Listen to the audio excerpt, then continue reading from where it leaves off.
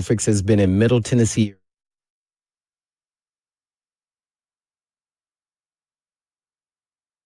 Good afternoon. I'm Lucas Panzica from the 104.5 The Zone Studios. The Titans host the Bengals at Nissan Stadium Sunday. Cincinnati coming off a short week of rest after a Monday Night Football win over Dallas. The Lee Company countdown to kickoff hits the air at 9. Titans countdown at 11. And kickoff with Mike Keith, Coach Mack, and the rest of the Titans radio crew is at noon. Brian Callahan met with reporters at the practice field today and did not rule anybody out for the Bengals game.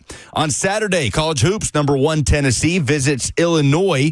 4:30 is the tip-off. You can hear the Vol Network coverage right here on The Zone. College football action Saturday. It's the Army-Navy game kicking off at 2 p.m. on CBS from Landover, Maryland. 3HL broadcasting live from Army-Navy this afternoon from 3 to 6. And the Nashville Predators continue on the road at the Colorado Avalanche tomorrow. An 8 p.m. puck drop. Preds ended an 8-game losing skid with a 4-1 win at Dallas just yesterday. For all your foundation repairs and waterproofing needs, visit USSTN.com. Breaking news at once on your home for the Titans and Vols. This is 104.5 The Zone.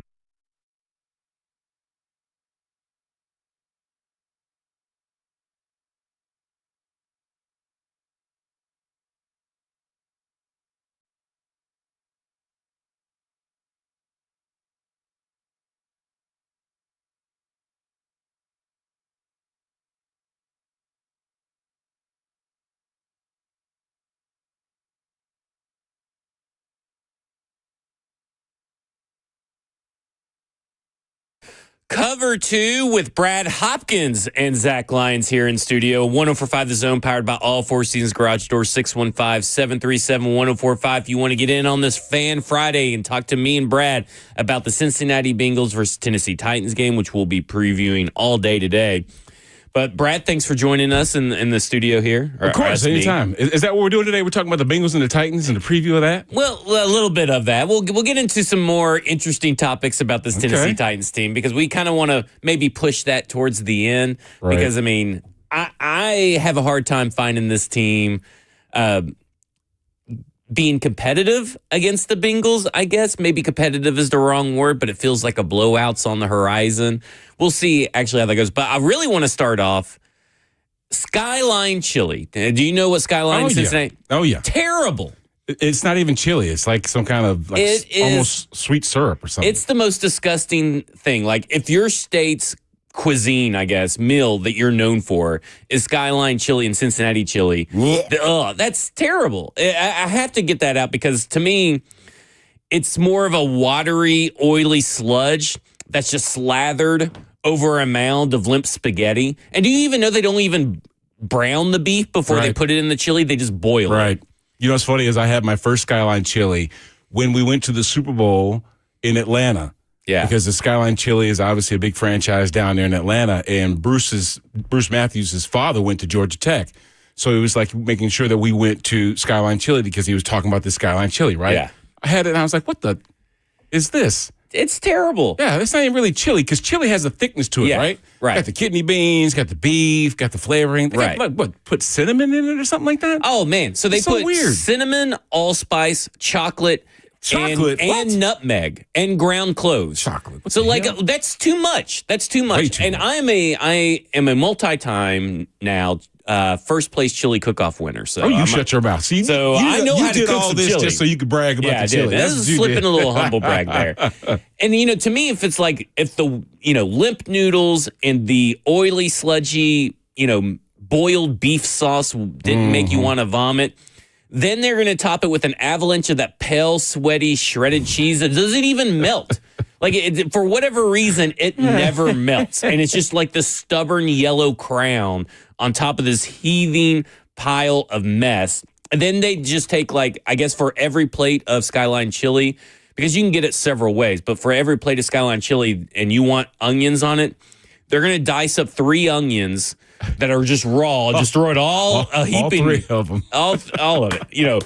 Just put it all on there. Soupy beans. And then it's served in a styrofoam bowl, which is totally an appropriate vehicle for something so disgusting. Skyline chili, the worst. Absolutely not. Oh, you are crazy. God, Sammy. You're crazy, What's Sammy. going on, Do Sammy? not defend Skyline chili. Yeah, Sammy K. working at UCF, I traveled with the football team, and so we went to Cincinnati, and that's what they had in the press box. Yeah, right. And so I don't know if it was because it was so cold and I was running a camera that was outside in this cold. I don't know if I just wanted something to warm me up.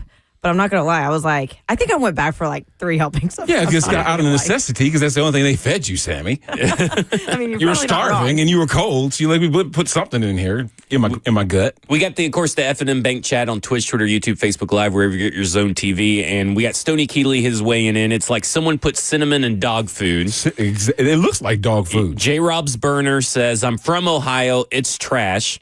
It's a Cincinnati thing, not an Ohio thing." So they're trying to get it away from Ohio, apparently, P96 says in there.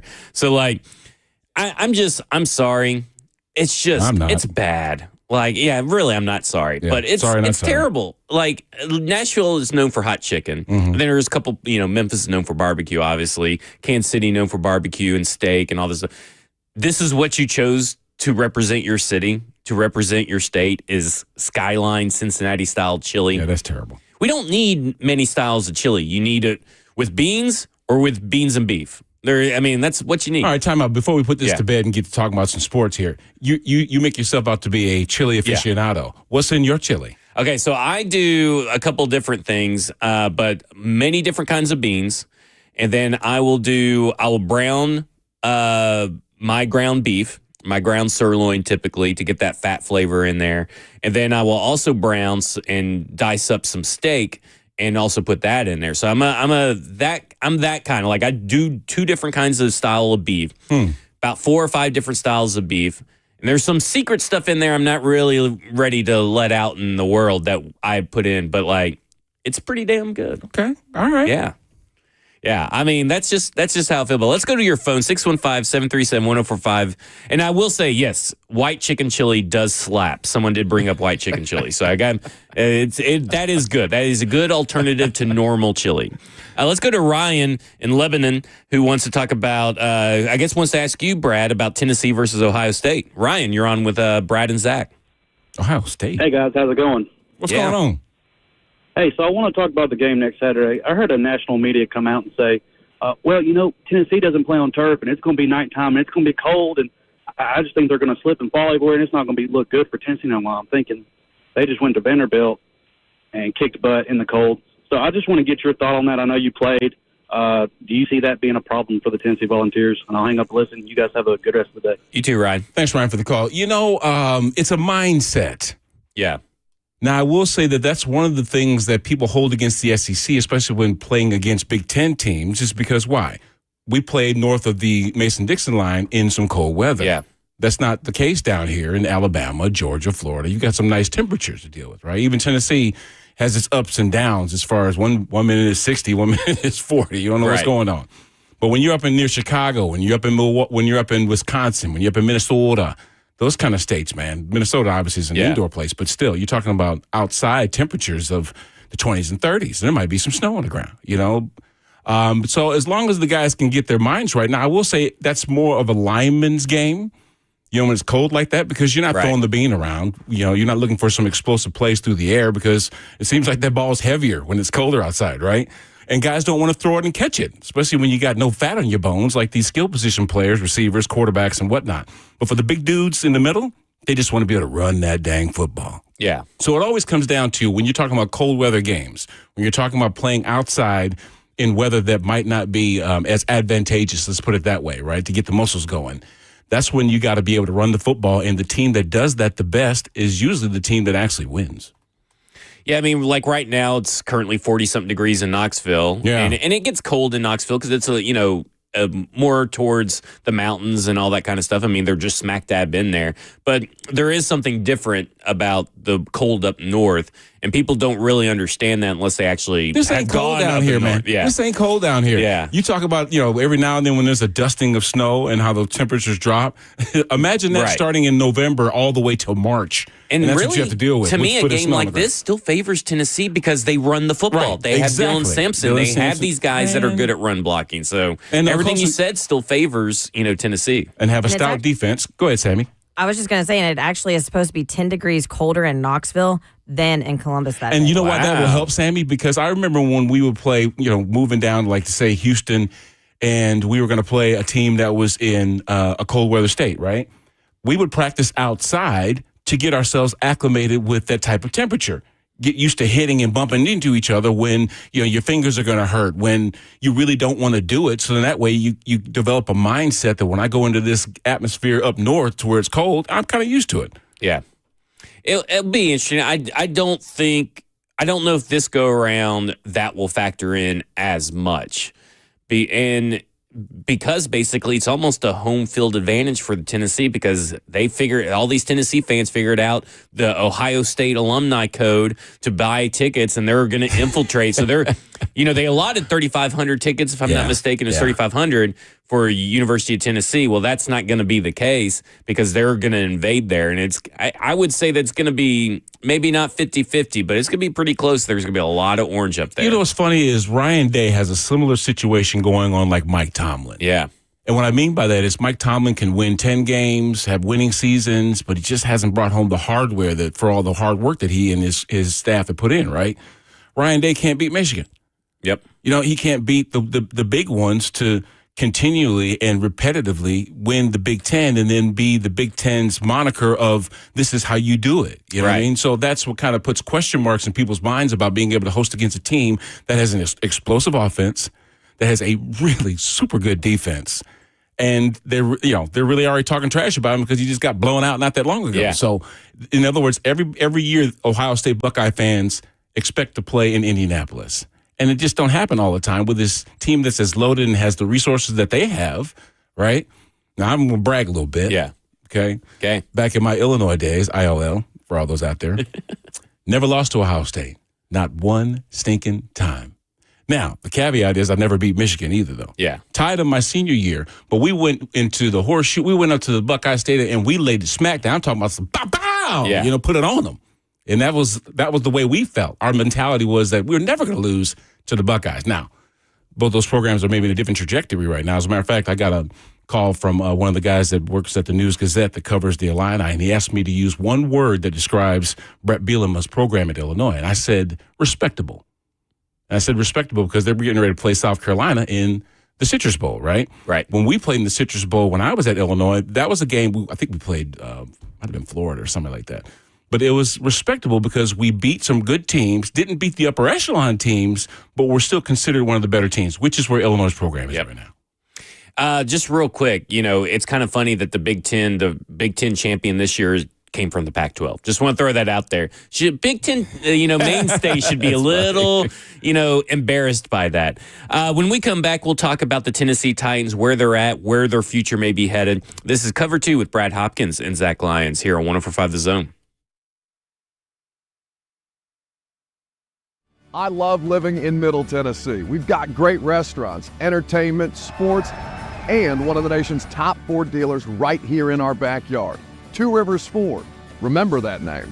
Two Rivers has been a staple in our community since 1983. They're locally owned. They have a non-commissioned sales team, and they sell below MSRP. They've been doing business with integrity for decades. Two Rivers Ford, the South's most trusted Ford dealer.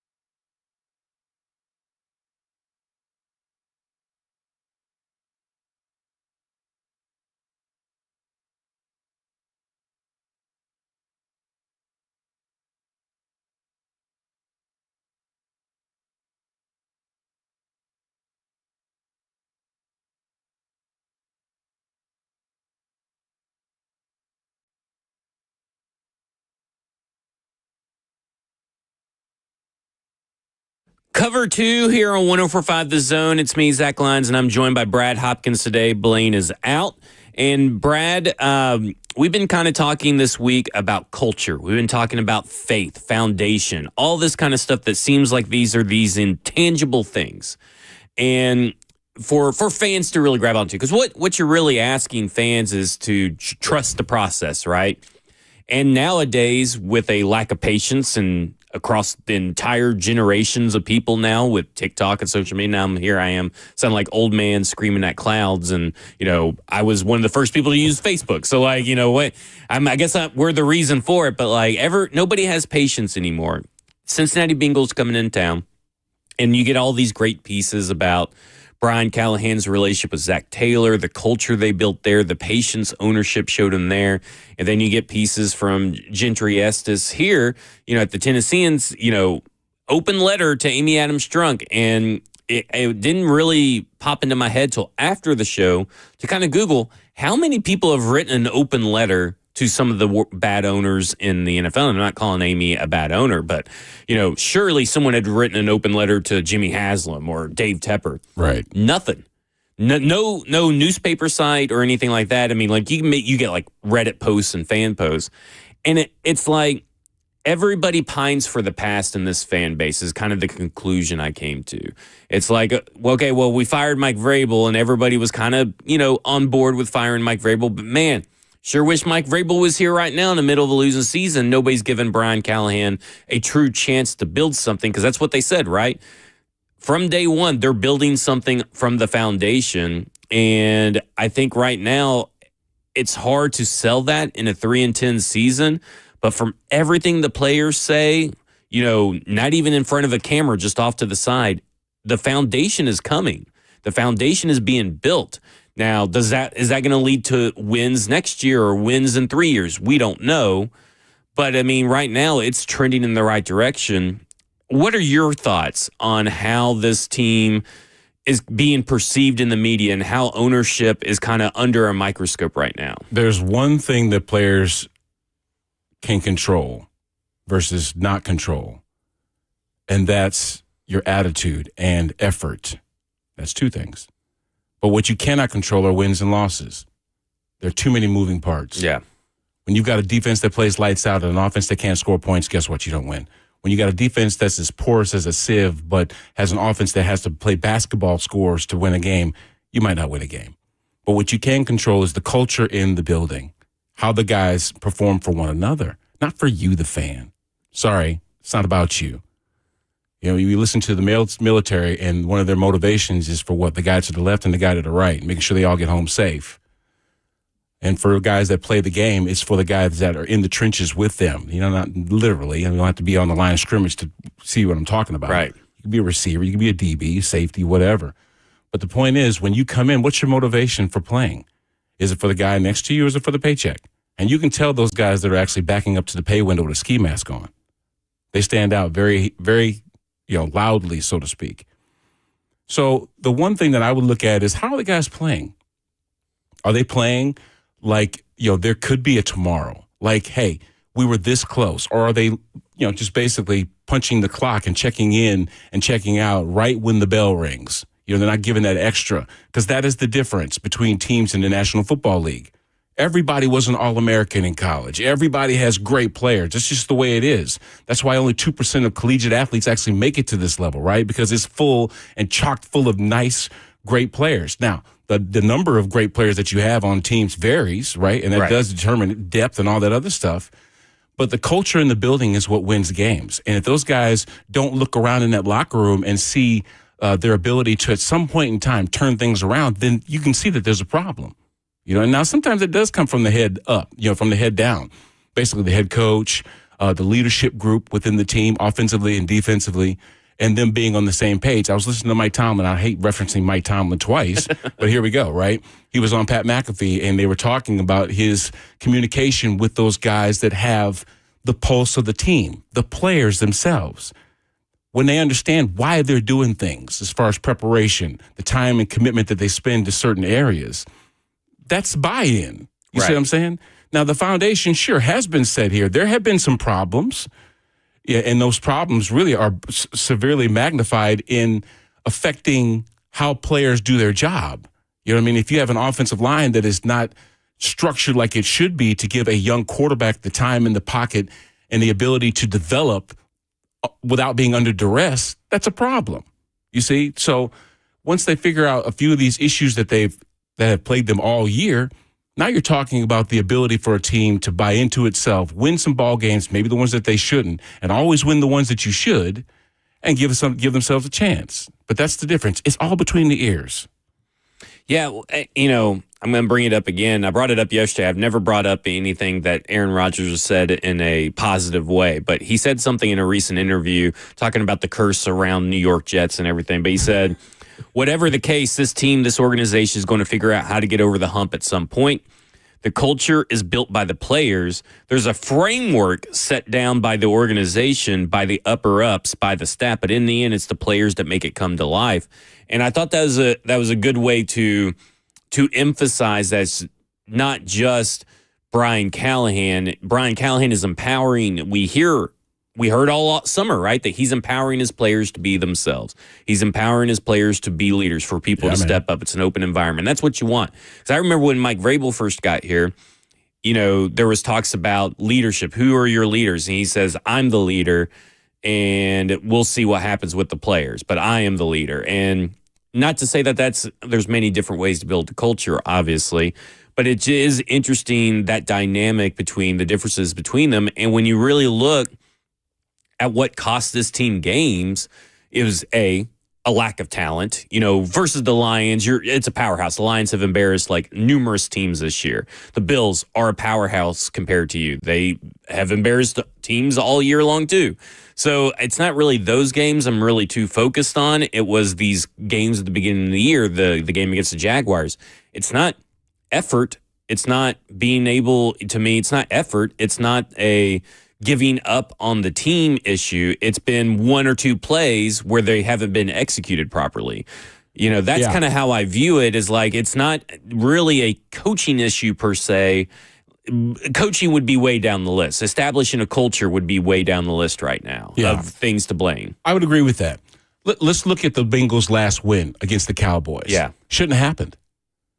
You've got a guy on special teams, once they block a punt, that tries to basically corral a football that bounces off of his arm and gives the ball back to the Bengals. Jamar Chase then takes it to the house and gives them the W, right? Yeah. He was just doing too much. And that's a microcosm sometimes of the things that have shot the Titans in the foot this year. You cannot make mistakes in the National Football League. Dare you make it twice, you won't see the field. But it's those mistakes that are the difference between teams that win and teams that lose.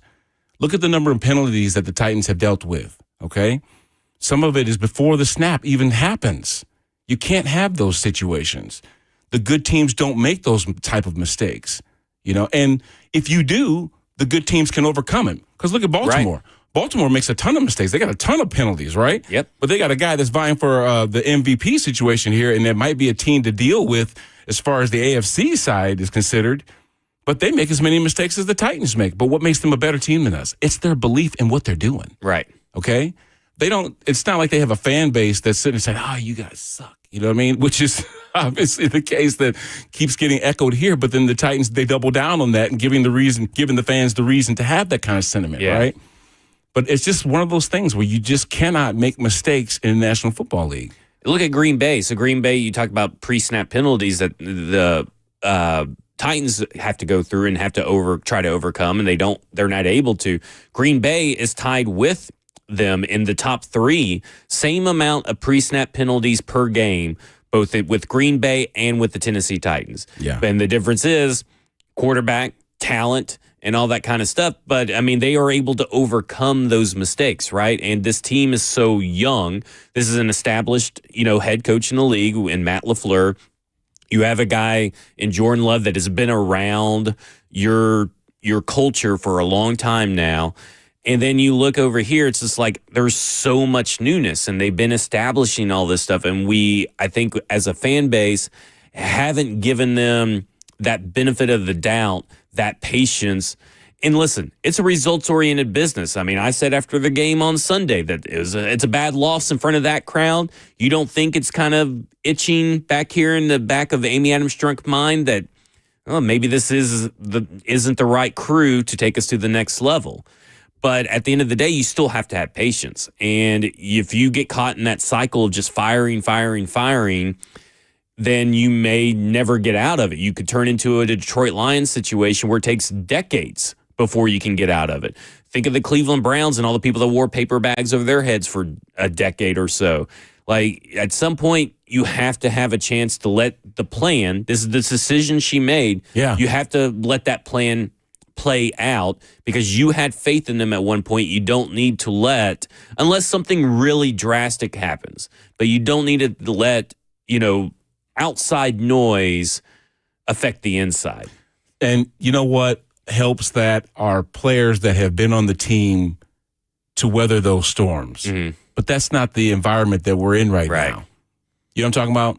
Yeah. I'm going to go ahead and go back. When I played back in the 1900s, we had dudes that were on the team for 5, 6, 7, 10 years. Yeah. Hell, I played for 13 years with the same team. And when you have that kind of ability with people that are in the building for that long, there's an established culture already. Mm-hmm. And it's for those new guys to come in to get in line.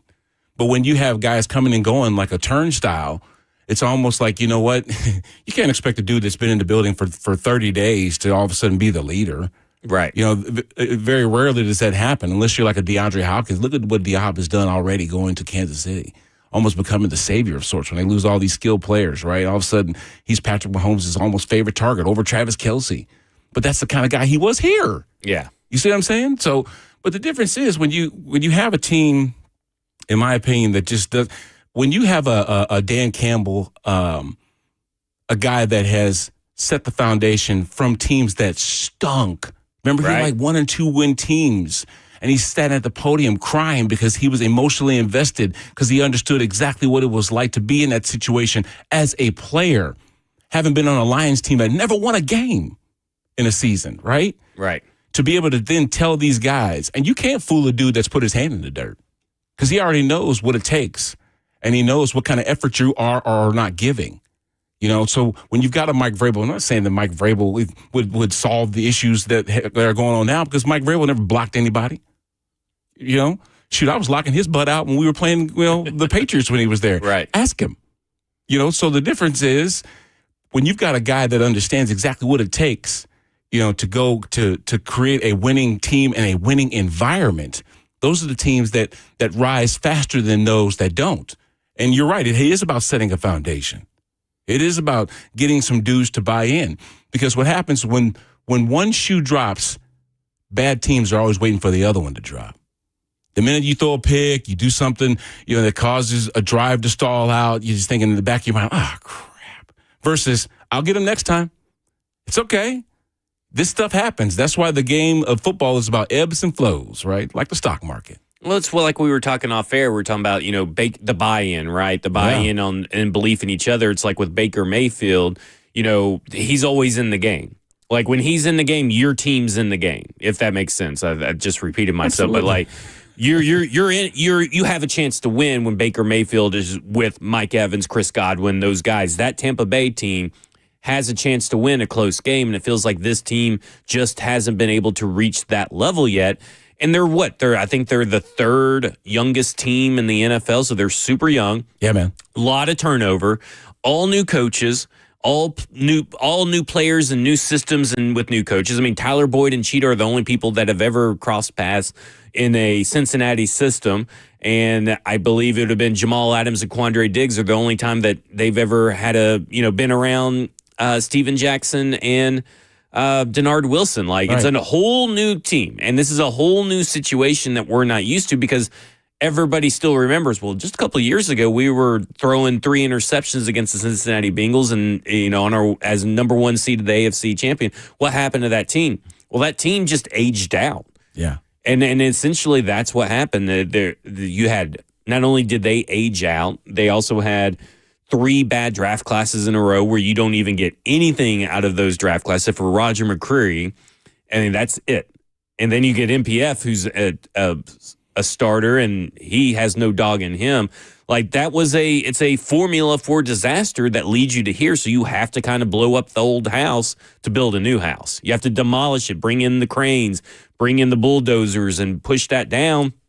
Maybe get a priest to do a little sage and exorcism around the house or whatever. And then you got to build a new one. You own the property, so you got to build a new one on there. And that's what this team is doing. I get it. It's not at the pace that everybody wants or expected, but it is being built. And if you get a new head coach and a new GM, you have to bring in and start all over. And this team is not in still the best place roster-wise for the next regime. Yeah. The talent, the attention that is brought to individuals, right? Right. That come into a building, sometimes that sets an unrealistic expectation of what the team should do. Mm-hmm. I don't expect Calvin Ridley to come in here and be a dude that all of a sudden sets the pace. You know what I mean? I would like somebody that's been here in the building long enough to understand the ebbs and flows that's not on the coaching staff. Frank Bush, linebackers coach, Stevie Jackson, like you just mentioned, those guys played for Amy's daddy. Yep. They understand exactly what it's like. They were on teams that were getting to the playoffs as Oilers, right? And then they would get bounced out sometimes, but they understand exactly what it takes to get there.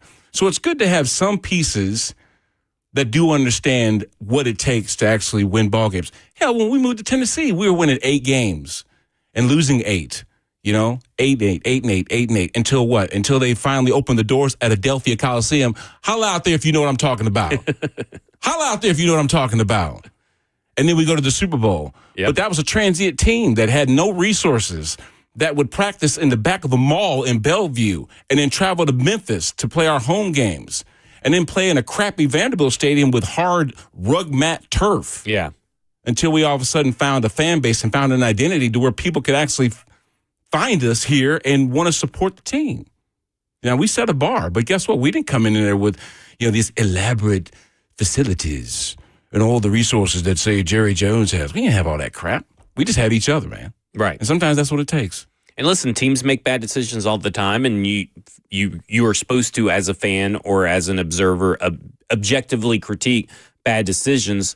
But we do have to give a little bit of patience if you're really wanting something to be built and things to change.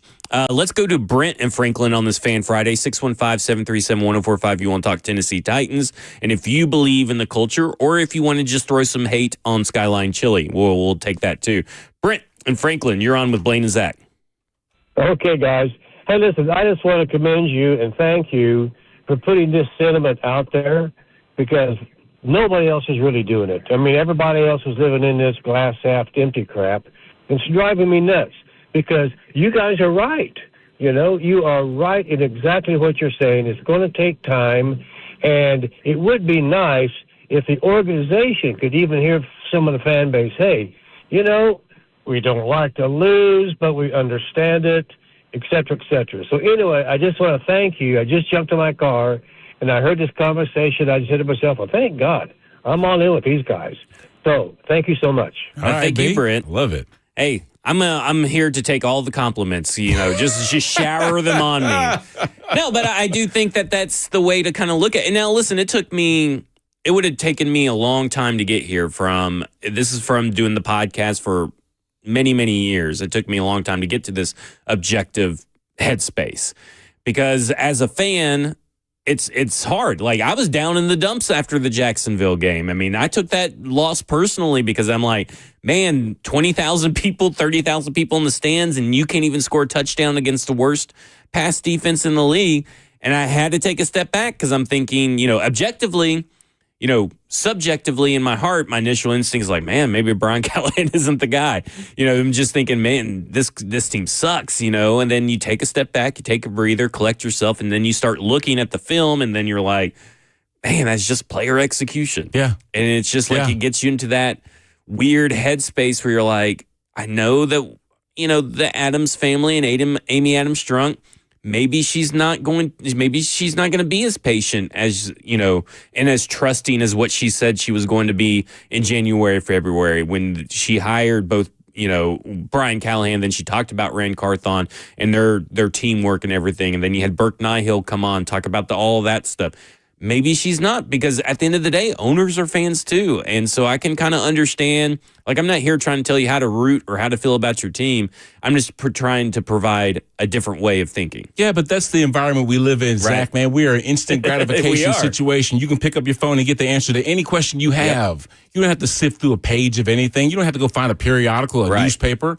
Everything's right there on your laptop. Everything's out there on the TV, the way that we get our information. So it sets the expectation that's what we want, man. I don't want to have to grow the juice that makes the, grow the fruit that makes the juice. I just want some tang. Give me some Kool-Aid, something I can just pour into a glass and stir it up, and all of a sudden, bam, it's ready to go. There it is. That's not the way anything that has stability works. Right. It's just not. And that's what Brian Callahan's talked about, is like, we're trying to build something that will sustain success. But nobody want to hear that, Zach. Nobody wants to hear it. Nobody want to hear that. Nobody wants to hear it. But you're going to have to hear it if you're listening to this show, because we're talking about it. When we come back, we'll go to Andrew on the phone on this Fan Friday, 615-737-1045. That's Brad Hopkins filling in for Blaine Bishop. As I'm all fumbling on my words for Blaine Bishop. I'm Zach Lyons, and this is Cover 2 here on 1045 The Zone.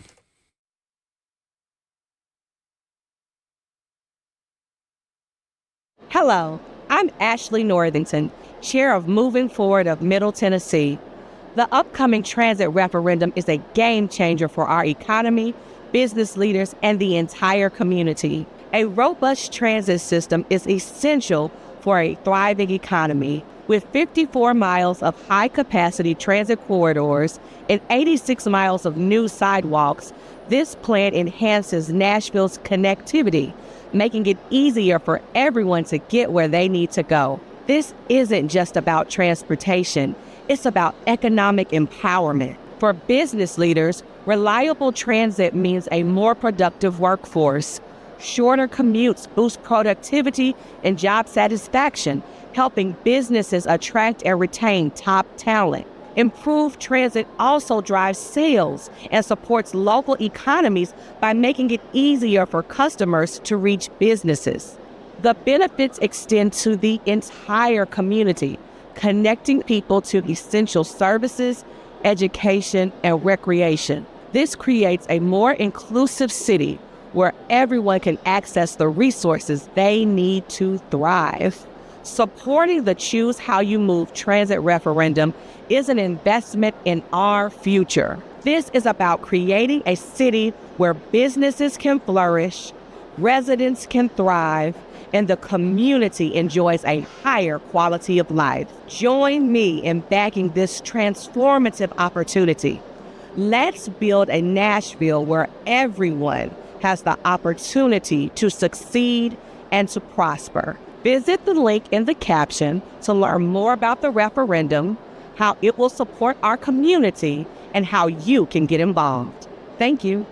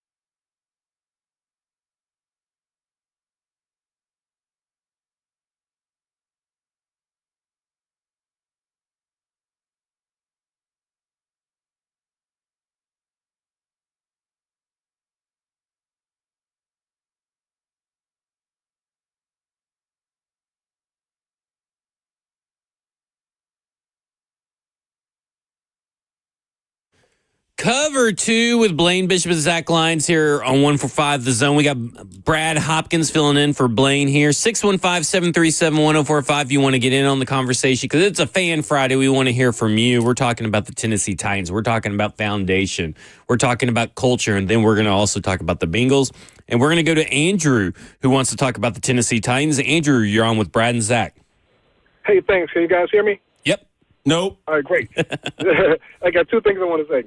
One, I don't care if the Titans were old, if they didn't win an entire game the whole season, I would still be a fan. I am not a person who jumps off and on the bandwagon when the team is up or down. There you go. If I'm a fan, I'm a fan.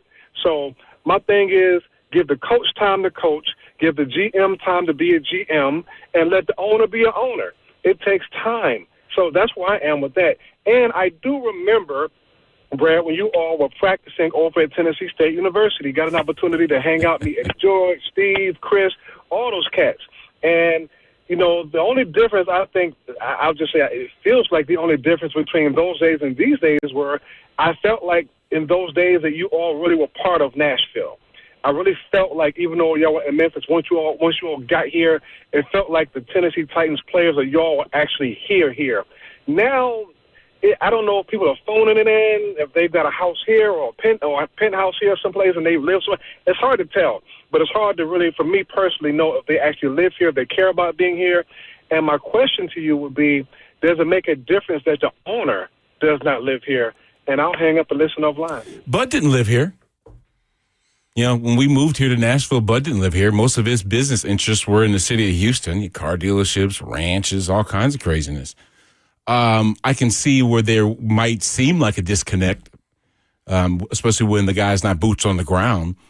But it's who he's employing. It's the environment that he's creating with his resources as far as buildings and, you know, our ability to reach the public and, you know, that effort. And it's been kind of, you know, coming and going, especially when you've had so many different coaching regimes over the last dozen or so years. Right. You know? But one thing has maintained, and I think that's, you know, Amy understands the struggles that this team had even when we were in Houston, even asking the city to help with renovations to the Astrodome and basically being denied and ultimately causing us to be able to leave and come here to Tennessee. Shoot, in 1996, I drove my big dually pickup truck up here to help get the referendum voted in so that way this whole situation could take place. Right. But that was also a dysfunctional year for the Oilers in 96 where, you know, we set attendance lows. 23,000 people showed up to a game. I mean, it was like quiet as a church mouse in what normally was the Love You Blue era, right? That's the lack of support that finally was representing what our franchise was like. Now, it hasn't been that bad here. You know, hopefully it'll never get to that point where you don't see anybody in Nissan Stadium, right? Except for opposing colored jerseys. But then again, I don't know, maybe that is a microcosm of our society nowadays because no one wants to support and feel like, hey, be connotated with a loser. You know what I mean? But when you've got guys, my grandmother was a diehard Chicago Cubs fan. Oh, geez. I'm talking about a stat cover and with the newspaper in front of her circling things and writing things down. It didn't matter if they won or lost. That was her team. And I never felt about playing for another team, even giving it a thought. So that was my commitment. It is what it is. It's not about the winning and losing. It's about the dudes that I'm playing with and the environment that we help create. Do I like coming to work? Are you damn right I do? Because I love the guys that I'm playing with. And sometimes we win games and sometimes we lose games. But the only thing, like I said earlier in the program, that we can control is what? Our attitude and our effort. Yeah, I look at it like this. Ownership and how much involvement they should be in is a weird conversation to have. Because really, they should be hiring football people to let them do football things. And you need to let your employees do their job. And then because do you really want a Jerry Jones level? Like when you say that you want ownership to be involved, or that you think that maybe them not living here is an issue, well, you got to point to what owner do you really want them to be? And what owner lives where they're at and all that kind of stuff. Because like the owners that are involved that micromanage, Dave Tepper, Jerry Jones, Jimmy Haslam, like those guys spring to mind. And do you really want your owner to be those people? I mean, I know Jerry Jones used to be a great owner and used to have a great Dallas Cowboys team, but now he's flailing around every offseason. He's, getting mad at sunlight questions coming into the stadium, and he's threatening to fire people that are speaking out against him on his radio show because he owns the radio station. Like, sometimes I think there's a healthy balance, and yes, I do want to hear Amy Adams Strunk talk at the end of the year, talk about what the vision for this team is going forward. But I'd much rather hear from Rand Carthon or Chad Brinker, whoever is the football guy with the football knowledge that has been involved in the personnel decisions being made. Like, I don't know if I really need Amy Adams Strunk to come out, but all she can do is provide clarity, not the closure that I think most fans want from their owner. Amy doesn't win ball games. Right. Coaches don't win ball games. I mean, she opened up the checkbook, right? I mean, like, she did what the owner is supposed to do. Here's the checkbook. Go find players that will win you games. That's all they do. That's all their job is to do, is to bring the right type of players in to do what? Execute the plan. Every offensive play that's designed is designed to score a touchdown, not get a yard. Every defensive front, every defensive blitz, every scheme that's put on there is designed to do what? Neutralize the offense. And does that happen every time? No. It doesn't happen on either side of the football every single time. It's because, why? It's about execution. If every 11 person that's on the field does their job correctly and doesn't lose or do something stupid, you're going to win that series. You're going to win that drive, that play. But that doesn't happen, does it? Right. Because it's human. You know what I mean? Sometimes the defense makes a play. Sometimes the offense makes a play. So I wouldn't expect a coach, or I wouldn't expect anybody that's in front office to go out and win me a ball game, because you know why? Because they're not sweating. They're not out there actually executing what players have been working on all week to create consistency, right? Right. To master their craft. All they're doing is bringing in the right groceries, but it's up to us to cook it. Right. You know what I'm saying? The guys that are on the field. Now, you're talking to a person that played over a dozen years in the league and for the same team, to be able to understand those ebbs and flows, right? To be able to commit myself to it like somebody that cared about what we're doing. And that's what this team kind of lacks. You know, who's the oldest guy on the team? Is it is Harold Landry still there? I mean, I guess, yeah, if you're including who's the oldest, longest tenured, I guess, Titan would have to be Harold Landry, then Jeffrey Simmons, then I believe it would be Nicholas Perkins. Jeffrey Simmons is still a baby. Yeah. These guys are still babies. Right. When I came into the league, Bruce Matthews was in his 10th year. Yeah. Mike Munchak was my left guard. He was in his 11th year. Warren Moon was on the team. He was in there since 84. You see what I'm saying? Right. There's an established culture of dudes that have been in the building, that understood the support cast, that understood, the people in and around the building that you never see behind the scenes doing stuff.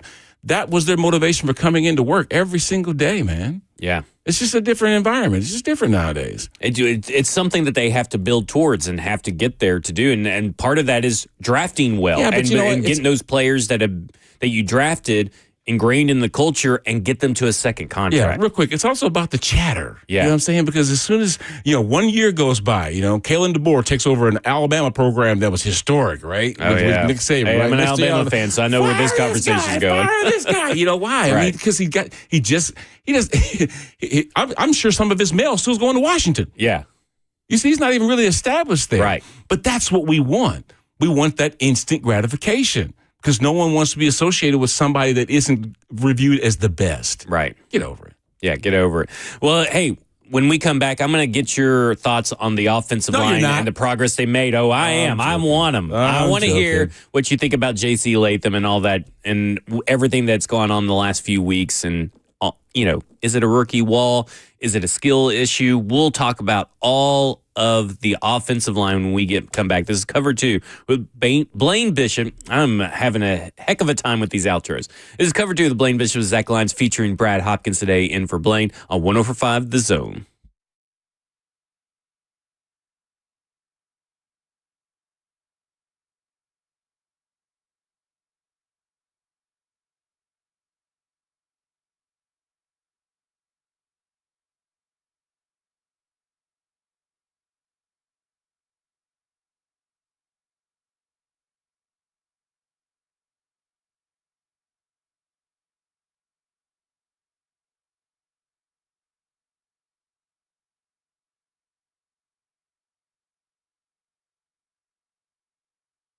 For many of you who have lived here a long time, you already know Eurofix has been in Middle Tennessee area for your European car repair needs now for 24 years.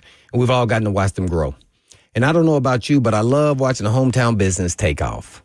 Well, we are now proud to announce the 5th location in Mount Juliet for Eurofix on Mount Juliet Road, right across the street from Dairy Queen. And Eurofix can serve you in Franklin, Hundred Oaks, Murfreesboro, Belmead, and now Mount Juliet. Pretty cool getting to watch a small-town mechanic starting in the barn of his backyard of a single-wide trailer and now grow to 5 locations repairing thousands of cars each month. And at Eurofix, you get a 3-year nationwide warranty and a free loaner car with every repair appointment. And all you have to do is just give them a call at 844-EUROFIX. That's right, 844-EUROFIX, or you can just visit them online at myEurofix.com. That's myEurofix.com. But always don't blame you.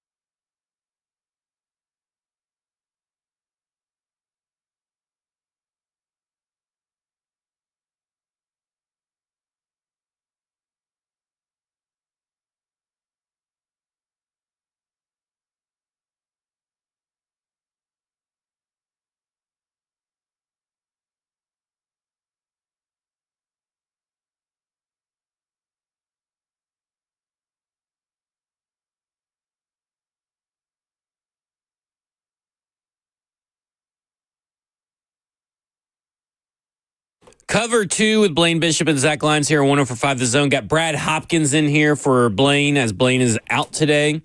He'll be back Monday. 615-737-1045. You want to get in on the conversation. And of course, we're powered by All Four Seasons Garage Store. And then, of course, we have the F&M Bank Chat on Zone TV, Twitch, Twitter, YouTube, Facebook Live, where you guys can interact with us. We are definitely reading everything you're sending there, and I'm taking notes. I'm putting you guys on the list, making sure that we get to some of your questions and everything like that. But I have an offensive lineman here, one of the best in Tennessee history, if not the best, right here in front of me. I have to talk offensive line. I have to talk about the hog mollies, the trenches, and all that kind of stuff.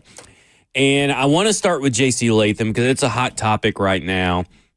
People are already forgetting the first part of the year and now already wanting to call him a bust. And he's got a long way to go and all this and that. And, you know, there are rookie walls. I feel like that is a real thing. And he is playing going from right tackle to a left tackle predominantly, seen better pass rushers lately. He's going to see another one, this weekend in Trey Hendrickson, who is awesome. Yep. And so, what have you seen from J.C. Latham? And obviously, I know the answer that's not beyond repair, but what have you seen from these last few weeks where he has taken a little bit of a step back against some of the talent that we've seen him be able to maybe handle at the beginning of the year? I told him during training camp about the legacy of the left tackle here in Tennessee. Mm-hmm. How I was replaced by Michael Roos, how he was replaced by Taylor Lewan, and how the three of us basically held down that one position for over 30 years. He could be better than all of us. And that was my true belief. Still is. He's a rookie starting in the National Football League at one of the hardest positions on the field, protecting the quarterback's blind side. There's a lot that comes into that. I know exactly how he feels, too, because I was a starter as the 13th pick in the draft in 93. Sometimes now when the tape is out there, smart players, they understand exactly what's difficult for you as a player, and they give you every bit of it until you fix it. And that's all it is. There's tape out on him now. There are things that he has trouble with, and he's going to continue to see those things that he has trouble with until he stops it from being problematic. But that's what good players do.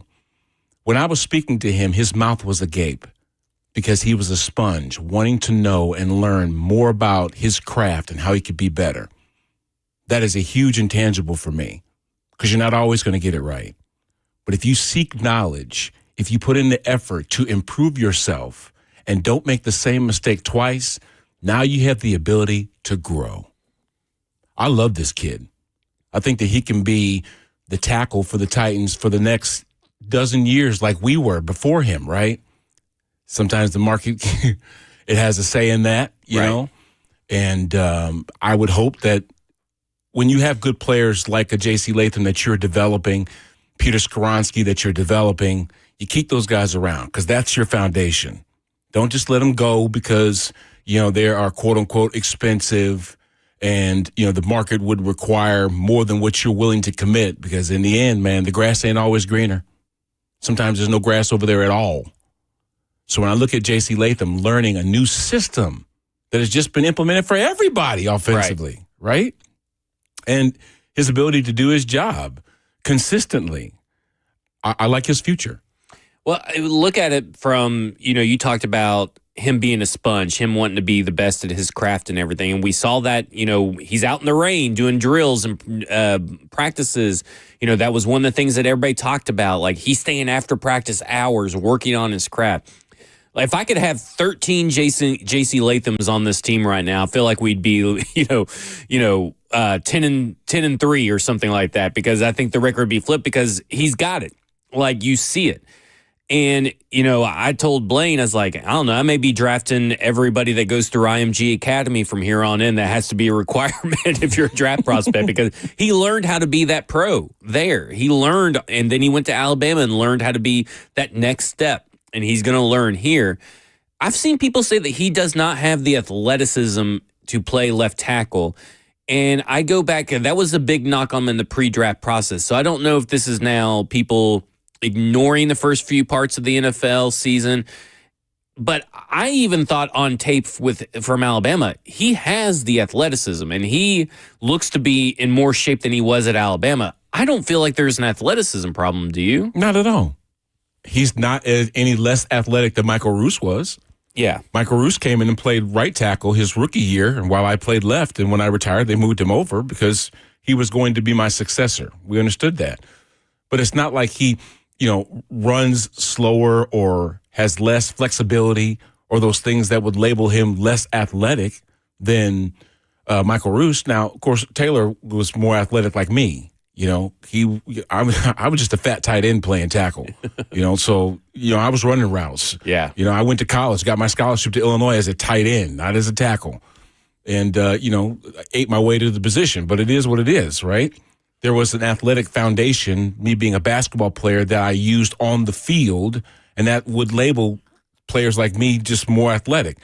I'm not expecting J.C. Latham to be able to dunk a football or, bend down and put his palms on the ground without bending his knees, showing flexibility. But the guy is athletic enough to play left tackle. And he also has the tenacity to be able to do it. I like my linemen nasty. Yeah. I like defensive linemen to have their head on the swivel because they don't know what's going to happen. You play with an attitude, you play with an edge, that puts a lot of people that you're playing against on notice that, hey, look, you better button your chin strap because it's going to be an all-day affair out here. And that's what we're here for, especially in the violence of the trenches. If you don't have the mental makeup or the heart to be able to go out and battle, which is where the battle is. Not everybody is as physical as those big bodies up front, right? Right. But if you don't have the mental fortitude, if you don't have just, the like I said, the tenacity to be able to play it, it stands out. And defenses will exploit you. They love. Do you remember in Waterboy? Yeah. When the kicker was going to kick the onside kick, and he was trying to find the guy, and he looked and saw that dude with the big saucer eyeballs. Right. He's like, "Oh, I found my B. He's right here." Defensive linemen do the same thing. They're looking up and down the front five, and they're saying, "Which is the guy that we are going to exploit and make our B today?" Yeah. That's what they're doing, and you don't want that to be the left tackle, Right. And that's never been the case with J.C. Latham. Shoot, JC was getting into fights with Jeffrey Simmons during training camp. So I knew at some point he ain't scared of nobody. Yeah. Because the fear, it shows, man. You got the trembling knees and the wide eyes and all that other stuff, man. Those defensive linemen, they just, oh, yeah, we got us one right here.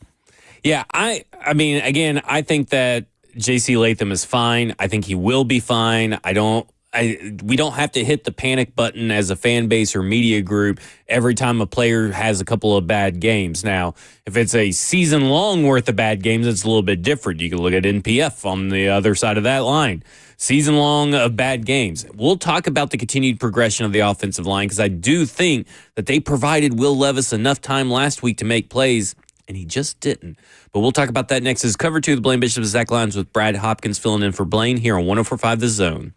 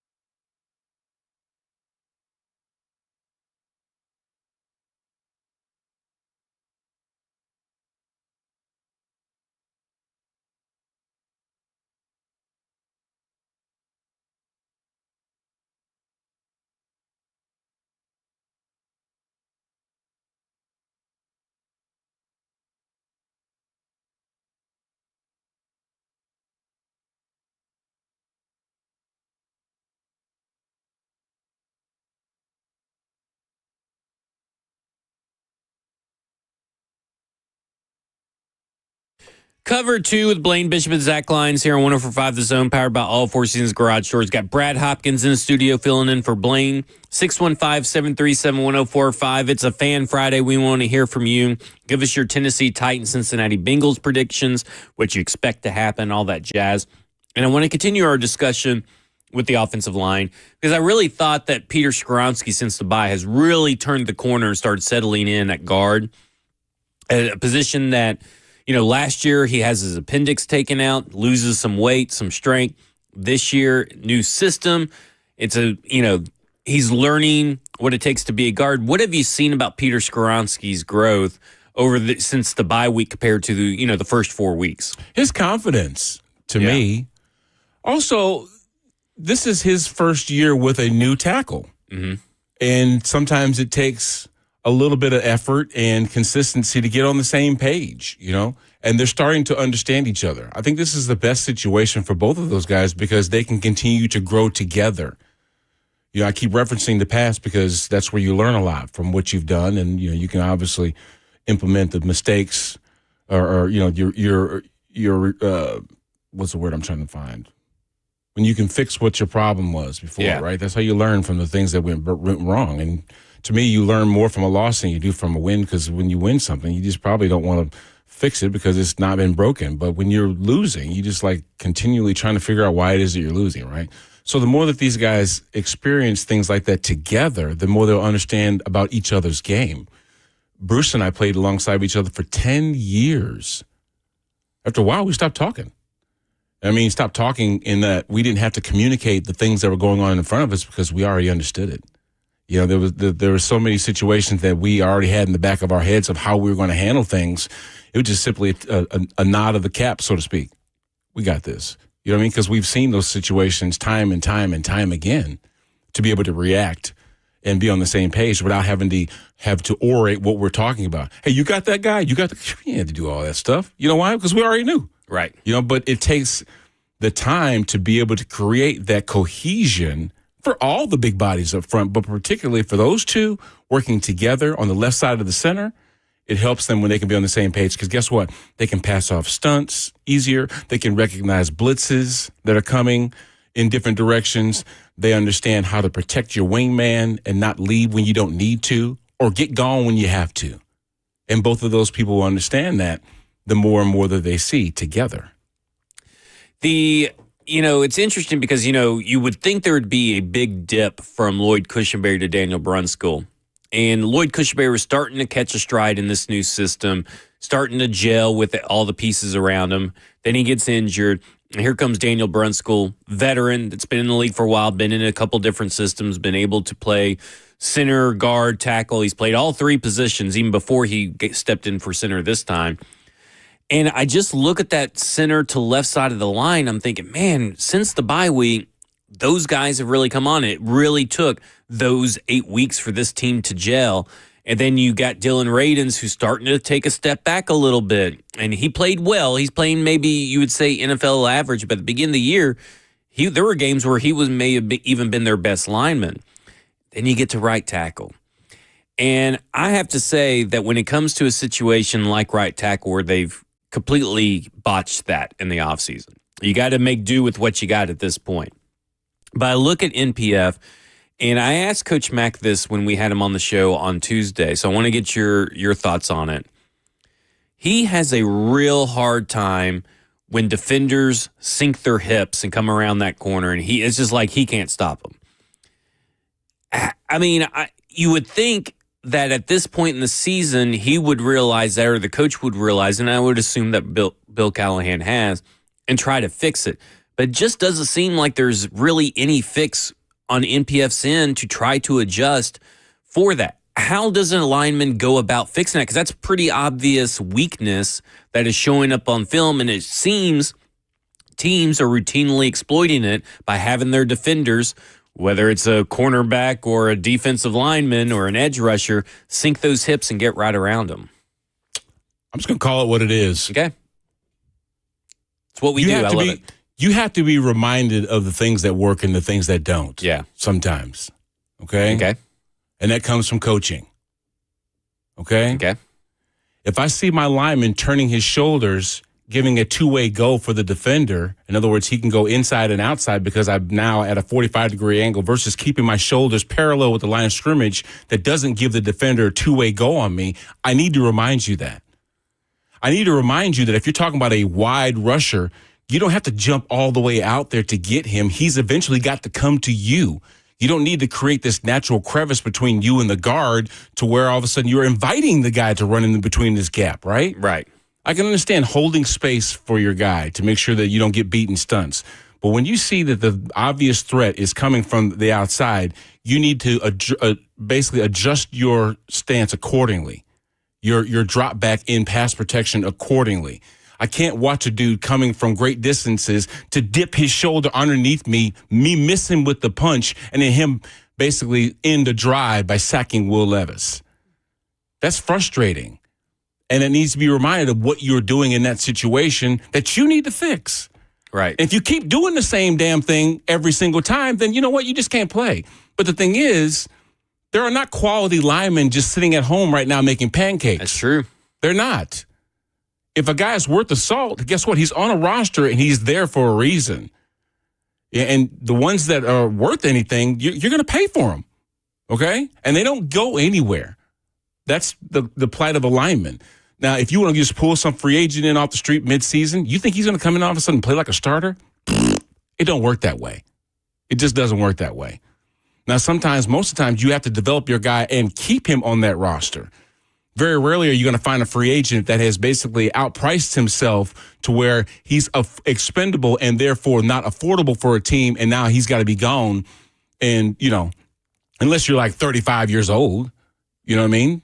But there's no late 20-year-old or some dude that was a top 10 pick as a lineman coming in and all of a sudden finding himself on a different team in 4 years. It don't work that way. Yeah.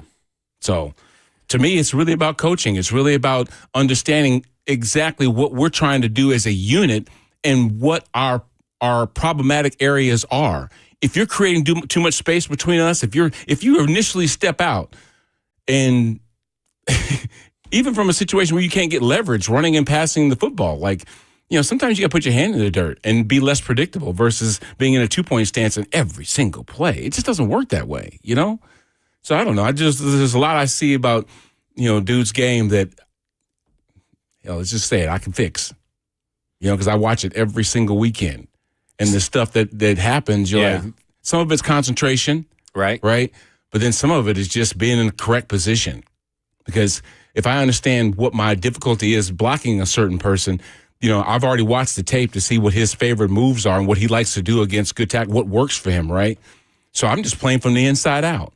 That's what I would do. Keep your shoulders square, play from the inside out, and guess what? You have a better chance to win. And time favors you.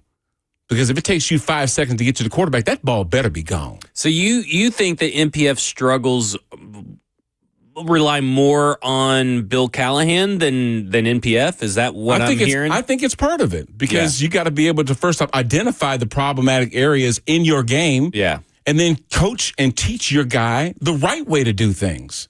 Okay? Yeah. So I had coaches with me. Mike Munchak was my coach for 13 years after he was my teammate for the first year. So I had a Hall of Famer that was coaching me, and I would go to him every single series that was over and be like, what's going on? What are we doing? Yeah. And then I also had Jason Matthews, who's now a BA, right? He was my backup for 10 years and would tell me every time if I was out of position, if I was overextending, to be able to watch out for X, Y, and Z. He was my wingman, my spotter. You know how you watch NASCAR, you got a guy up there in the tower, and he's telling you, well, you got around, those are the people that I relied on to help me with my game, along with Bruce, who I'm playing with. So it's a lot of communication on the sideline, a lot of looking at back then it was the facsimiles, because these faxes are coming out of the woodwork, right? Not just some tablet that we had to be able to review the play. Now, that'd be a luxury to have back then. But we didn't have that. We just had to look at the pictures and figure out what it was that we did wrong in that series and not repeat it.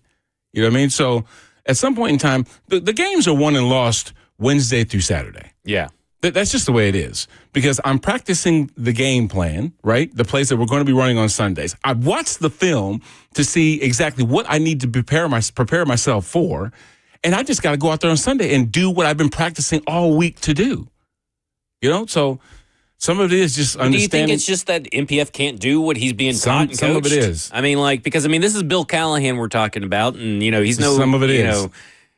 He's on the level of Mike Munchak, Alex Gibbs, some of these guys that are considered some of the best offensive line coaches. Doesn't mean that they aren't without their warts, but at the end of the day, I mean, this seems like you just said that you went and found your coach and you asked him okay, what about this play?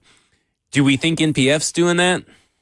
That's first off, if he's a man that has any sort of integrity, he's going to try and figure out what it is that is part of the problem. Yeah. Right. I remember I'd had guys like Larry Bechtel, Rennie Simmons. These were offensive line coaches that were the coach while Munchak was the assistant coach. Right. I wasn't listening to them at all. Matter of fact, Bob Young, he'd get ticked off at me because I wouldn't come to him as my coach. My position coach, I go to my assistant position coach, the one I trusted the most, the one I know has seen the things that I'm going through, that was in the battle with me. And I would go directly to him as a beeline. And sometimes they would get ticked off when I didn't come to them for instruction. I'm like, dude, you don't know nothing about what we're doing. Versus the guy that's standing right here that should have been the coach in the first place, who's teaching me and instructing me and getting me in the right position. You got to find that person that you trust and that knows what they're talking about. Right. Right? And then go out there and do what it is that, if I tell you what to do and you just don't go out there and do it, then who's the problem? What's the problem? Is it on me? No, because I told you what you needed to be doing, and you just didn't go out there and do it. If you keep making the same damn mistakes that you were making that got you into trouble in the first place, you're telling me what all I need to know right there. And I think that's kind of where this team's at. That's how I view it, is right now, NPF is making the same mistakes over and over. He has the same issues. I find it very hard to believe that Bill Callahan is not trying his best to correct those, especially in a season where they need the offensive line to be really good. Right. That's why they brought Bill Callahan. So that's where I take it and I go, it has to be NPF. Because, he didn't even get a hand on Jerry and Jones. That is... not even a touch of him, barely. He didn't engage. He didn't push him off. And that's a guy that is a rookie cornerback that was drafted in, I believe, the third or fourth round. Just dipped right under his hands. And dipped right under him. And I have to think that can't be, that has to be in the moment. Your football instincts, your violence has to take over, right? I've never played offensive line. And I'm not going to say that hasn't happened to me before, but you know what that would do?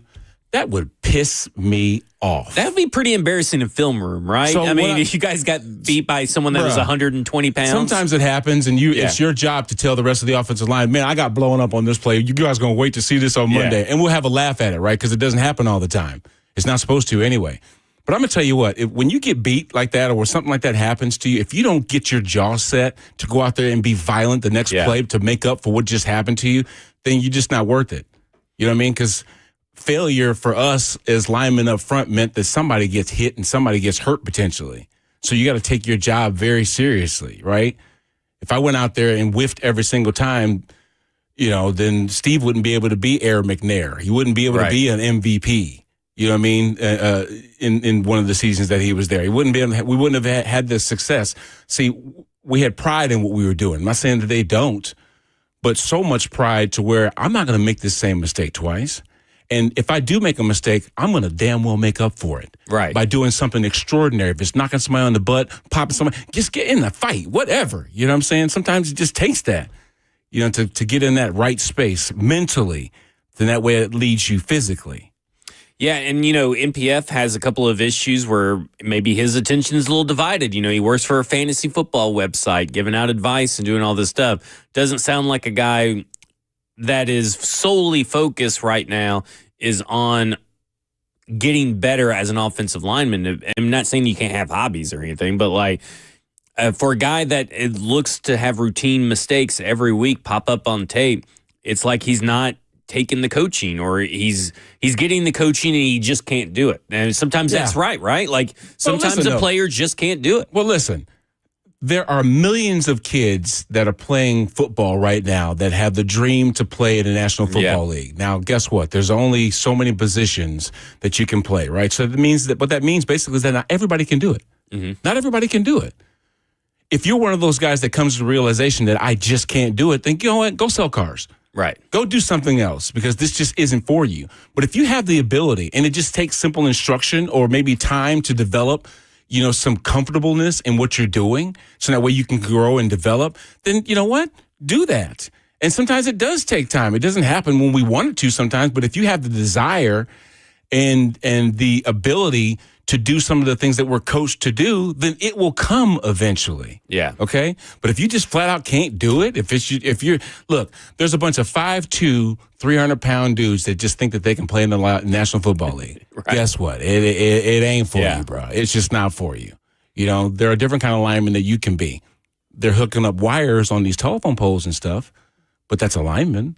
You see what I'm saying? Right. Just be realistic in who you are and what you're able to do. Now, if you're a dude that just, can blot out the white noise and just give that Rudy type effort to all of a sudden it makes sense and you're successful at what you do, then who's to say anything? Yeah, that's true. We're going to go to Terry on this Fan Friday, 615-737-1045 if you want to get on the conversation. But Terry wants to talk Tennessee Titans, and he's out in Bowling Green. Terry, you're on with Blaine Zach. Hey, guys. How's it going? Well, good. How are you? Good. So, Zach, I know you're down on Levis. You've admitted that. So this question's for B-Hop to just give me what I feel is a visual of what's happening to Levis. You're always speaking about the linemen and missing blocks and things of that nature. Now, over his year and a half, so to speak, I mean, you've played with quarterbacks. When they're laying on their back more than they're laying, and some of it is him taking too much time. I get that, right? And when do you say, you know what, I can't look for that second and third because I'm going to get my teeth knocked out? So in his development, how much of this do you think is just from not having a good front line? Well, that does play a huge part in the time that he has to do his job. If you gave me the best 5 dudes in the National Football League that allowed me the ability to be balanced, in other words, they're good run blockers and they're good pass blockers, which doesn't give the defense an element of predictability, then I can make something of almost any quarterback, okay? If you're giving a quarterback 4 or 5 seconds consistently every time he snaps the ball and it goes back, to make a pass, he's eventually going to find somebody. Sometimes there are coverage sacks, where the defense is just taking away every single option, and there's nowhere to go with the football but getting vertical and downfield with your feet, okay? That does happen. But if all of a sudden, I know where I'm going with this football initially, and that's gone. My decision-making, my processing has to be quick enough to not be a liability. And we've seen it on a number of instances where he's held onto the ball too long, but the degree of difficulty is that he doesn't have 4 seconds. Right. It barely has 2 seconds. And that's almost a Herculean task to ask of anybody in that type situation, especially when you're trying to get vertical and stretch the ball down the field. Now, if I'm throwing out routes, stuff to the flat, crossing routes that where I'm just getting the ball out of my hands quick, then guess what? Peyton Manning lived off the 3-step drop. You know what I mean? He'd be in the gun 5 yards behind the center, and he stepped back a couple more times, and bam, that thing was out. He didn't give the pass rush time to get to him. But then when it was a situation where he needed to get, more explosive plays down the field, letting the go route take advantage, letting those slants that he knew were going to turn into big plays that took sometimes, in play action, took time to develop. You got to have the big bodies up front that allow you the time in the pocket to be able to do that type of stuff. You see? Yeah. And as a young quarterback, I wouldn't expect his thought process to be like Aaron Rodgers. You know what I'm saying? The guy who is almost like cerebral than anything else and can manipulate defenses with his eyes and what his body language would show you and be able to do just those crazy things that don't give the defense any sort of indication of where you're going with the football. He's not like that. He might stare down his receiver sometimes and then end up creating a situation. But his thought process has to be quicker. And he also does need the aid of those around him. Some of it's route running. Yeah. You know what I'm saying? Some of it is get yourself to the spot you're supposed to be at so that way I can throw you this damn ball. Okay? If you're not there, I got to hold on to it longer, which then gets me hit. Or if I realize that the timing is not there, you're not where you're supposed to be, you're not running the crisp route like I expect, and I got to go into my second guy, got to go into my third guy, got to dump it off to my safety valve, which is sometimes the running back or the tight end that's made himself available. How many times do you see the plays that Patrick Mahomes and Travis Kelce make good are not even designed once the ball was snapped? It's just Patrick going through his progression, understanding the defense knew where he was going with this play because they study film too, and he found his dude that made himself available because he understood his quarterback was under duress. Yeah. You know what I'm saying? And just mirrored him and found the right angle, found the right space to sit down in and become available for him. This thing takes time sometimes to develop. And unfortunately, in today's National Football League, time is not a luxury. Do you think that if Will Levis was given more time and more patience that we can see? I mean, what's the ceiling? Come on, man. You could play quarterback back there if I gave you 5 seconds. Well, yeah, but I mean, I'm totally kidding because I've never seen you throw a football. Listen, I can throw a football. Now, listen, I don't. You can make some chili, but I don't know about you throwing a football. My arm talent, not very good. My arm strength, not very good. I don't even know if you can see over the offensive line. I probably could not see over the offensive line. I can in flag football, but that's a little bit different. You see what I'm saying? But, like, you know, I look at it and I go, I just feel like right now, he's not fast enough with anything that he needs to do. It feels like Will Levis is like a half a second behind. Oh, it seems like he's playing like a second-year guy? Yeah, I mean, maybe. I mean, depending on, you know, who you want to compare him to and everything. But, I mean, at the end of the day, you got to kind of start showing something. I mean, especially like, you know, last week when you actually had protection. I understand. Listen, protection is not just the 5 bodies, the 6 bodies that are blocking up front. Protection is you going through the process to find the open receiver, receivers running the right route, getting off of, getting separation. You know what I'm saying? Giving yourself time to catch the ball and then make a play once you do catch the football, right? And then catching the football also, you know, is a part of that. So protection is, even the guys that don't seem like they're in protection are in protection. Maybe it's the guy that's off the ball that is running a route that takes the defense with him when the initial go-to guy was somebody that might have been, you know, short of where you thought that they were going with the ball, right? Because they saw the mismatch or they saw the defense shifting over in a certain situation, playing a different dynamic, you know? So everybody has to do with protection. It's the quarterback's vision. It's his decision-making. It's the big bodies up front, keeping the pocket clean. And it's the receivers running the right routes, being where they're supposed to be that allow the timing of the play to take effect. Yeah. I agree with you on most of that aspect. We'll get to your phone call, 615-737-1045 when we come back. Maybe we'll get to the Bengals preview. I don't know. We'll see. This is Cover 2 with Blaine Bishop and Zach Lyons with Brad Hopkins filling in here on 1045 The Zone.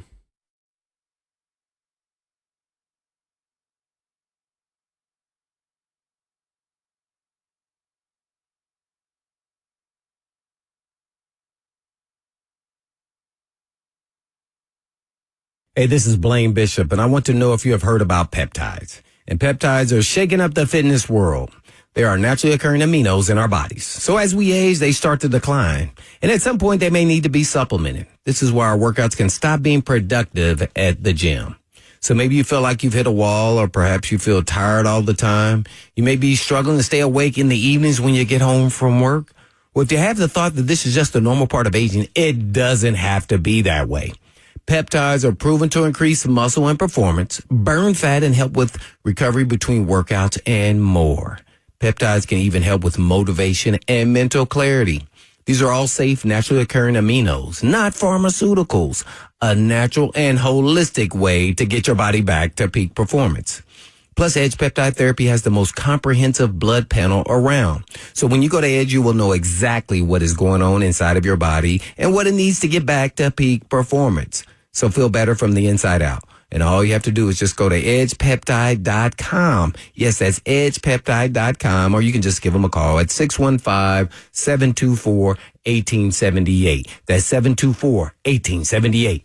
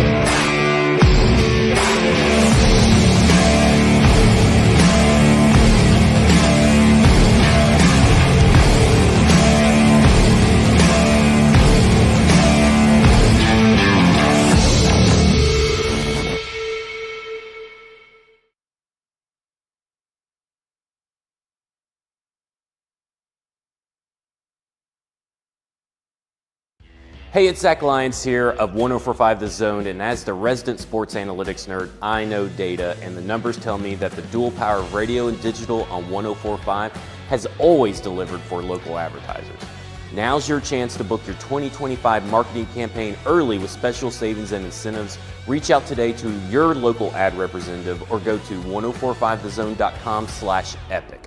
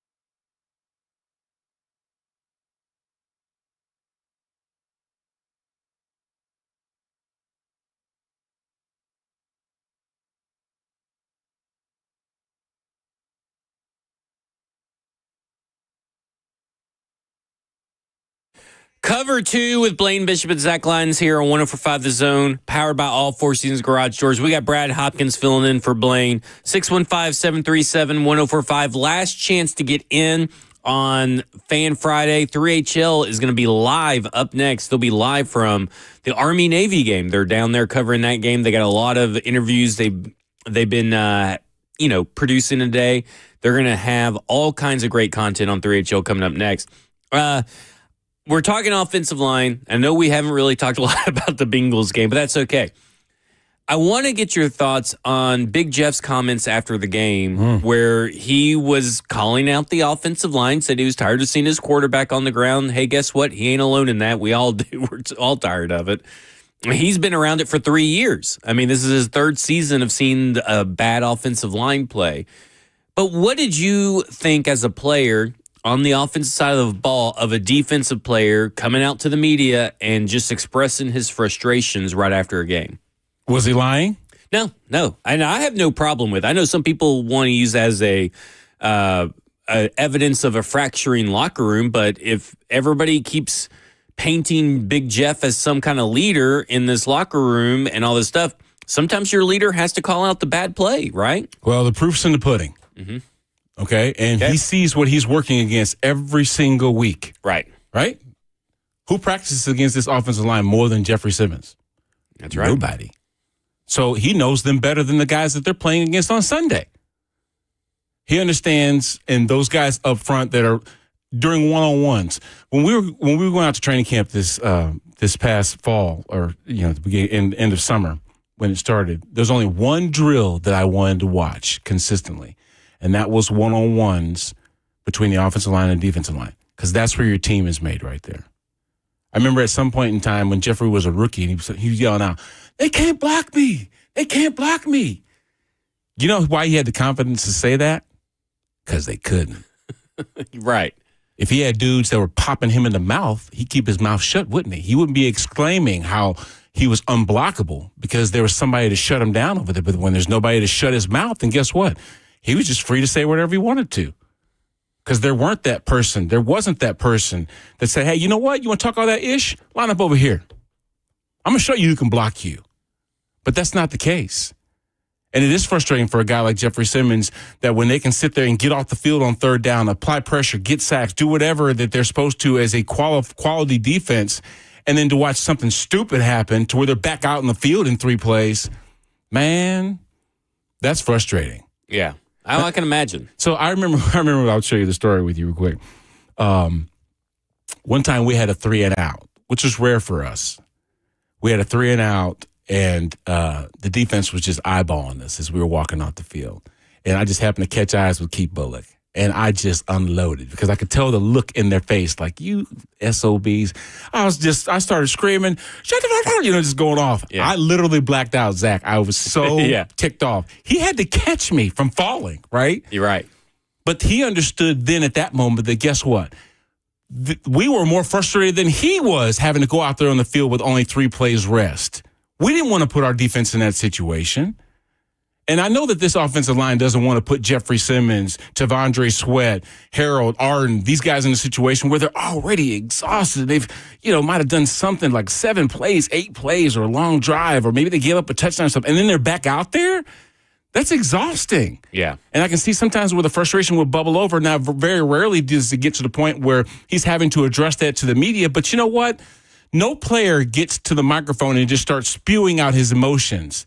It's usually something that he was asked that he is now answering about what happened on the field. Somebody went to Jeffrey and said, what do you think about the offensive line? Maybe not in those specific words, but they asked him what his thoughts were, and he told them. He didn't just sit there and say, you know what, hey, fellas, hey, welcome to the press conference. Let me talk about this offensive line. No, that's not what he did. He's answering a question that obviously had an answer that we already knew. Because nobody gets there in front of a player and asks them a question that they don't know the answer to. That's just the reality of things, right? Yeah. So they knew what kind of position they were putting Jeffrey in. And sometimes you can play the game and dance and sing around the whole issue, whatever else. And sometimes I don't have it in me to give you guys the BS. Here's the real deal. They didn't play like they're capable of playing. I'm as frustrated as you are. And it's okay to say that, because it's their ability to go out there and change that narrative. Do you have anything besides it's the NFL and any given Sunday to give me confidence that the Tennessee Titans are going to win this game? Don't laugh when you ask the question. Jeez. Listen, it's a road game for the Bengals. Okay? Yeah. And short week, I guess. And they should have lost against the Cowboys. They knew that. And that was at home. Yeah. Okay? Now, listen, all the pressure is on the Bengals. Because ain't nobody giving the Titans the time of day. Nobody's thinking that we're going to win a ball game. So there is no expectation, even though you're hosting. I'm guaranteed that we're the underdog. When we do the countdown to kickoff on Sunday, and we're on the gate 3 there, me, Blaine, and Buck, because I think Kayla might be. Yeah, Kayla's gone. We're going to be talking about who's chaperoning you 3. Sammy. Sammy is. I'll hold it down. Yes, she will, like you always do. But the point is, we're going to be talking about that, why this team, should or shouldn't win. And listen, no one's expecting them to win. So it's okay for them to play loose. Just go out there and just make up, like Mike Keith was talking this morning when he was on RKW. Just go out there and just be aggressive. Throw caution to the wind, Who cares? People are picking you to lose anyway, right? Right. And if you play at that level, that confident level, to where it just doesn't matter anymore at this point, you might luck up and pop them in the mouth. And put them in a situation where they get the pucker effect. Right. You know what I'm saying? And next thing you know, you win a ball game that you shouldn't have won. Like, remember Monday Night Football when they went down there last year and everybody was picking a boat racing between the Dolphins and the Titans, and all of a sudden everybody was pleasantly surprised. Like, oh my God, they won a game, Then we, kind of find out there's more dysfunction going on in Miami than we were privy to, maybe. I love Mike McDaniel, but still, you can see that there were some issues going on where they lost to a team that they shouldn't have, especially at home and on Monday Night Football. So anything can happen. This is the National Football League, which that means anybody can beat anybody on any given day. This isn't Alabama versus, name Mercer. Mercer, exactly. This is the National Football League. There's only 32 teams. So you talked about playing loose. I'd like to see Brian Callahan coach loose. I would like to see him dial up some plays that maybe he wouldn't have earlier in the year when things were still in reach for the Tennessee Titans. Because I thought last week when they were driving down that first drive, I know there was a 4th down play and he decided to kick the field goal, and I kind of get it. You don't want to drive to end with 0 points like that. But I felt like he should just kept on going and bullying the Jacksonville Jaguars and take their lunch money while you're at it. Not just for $3, but take it for $7. That's just kind of how I felt. It's been awesome. I appreciate you filling in for Blaine Bishop. This has been Cover 2 with Blaine Bishop. And Zach Lyons here, 104.5 The Zone. Brad Hopkins filled in. 3 HLs up next are live from Army Navy. And in the meantime, and in between time, peace.